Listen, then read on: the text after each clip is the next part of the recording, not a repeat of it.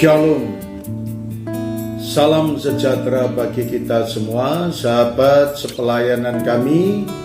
Dimanapun Anda berada pada kesempatan ini, marilah kita menaikkan puji, hormat, dan syukur di hadapan Allah, karena Dialah Allah yang mengasihi kita, yang kita kenal dalam Tuhan Yesus, senantiasa beserta dengan kita, memberkati dan melindungi kepada semua anak-anaknya. Pada saat ini, saudara sekalian, firman Tuhan mengajarkan kepada kita sekalian dengan pokok bahasan ikut merasakan yang dialami orang lain.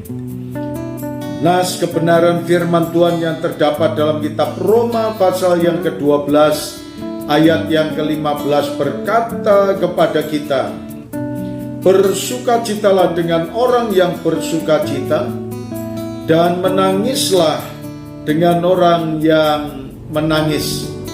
Saudara sekalian yang dikasihi oleh Tuhan, berbicara tentang sukacita, berbicara dengan kesedihan, tentunya dari ayat ini mengingatkan kepada saudara maupun kepada saya bahwa setiap anak-anak Tuhan, setiap orang pernah dilanda kesedihan, pernah dilanda sukacita, pernah menikmati kebahagiaan, tetapi juga pernah mengalami kesusahan yang begitu mendalam.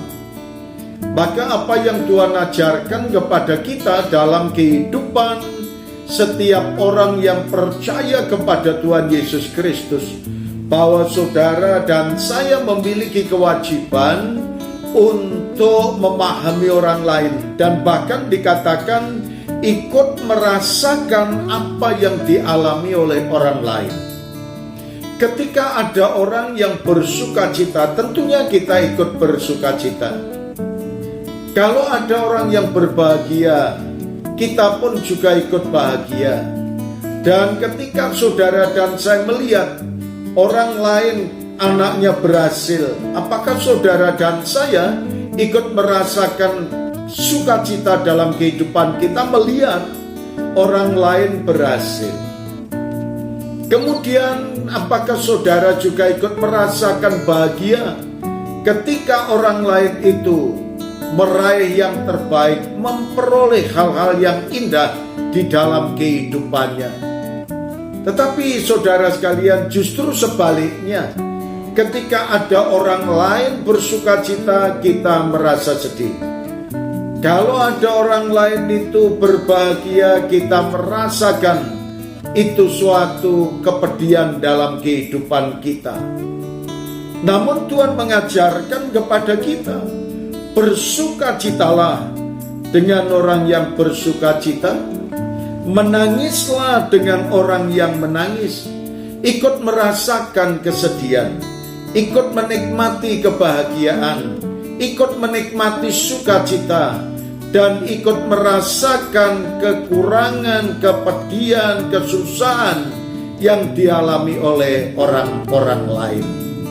Maka dari itu firman Tuhan juga berkata kepada kita dalam kitab Ayub pasal yang ke-30 ayat yang ke-25, berkata kepada kita, bukankah aku menangis karena orang yang mengalami hari kesukaran, bukanlah susah hatiku karena orang miskin.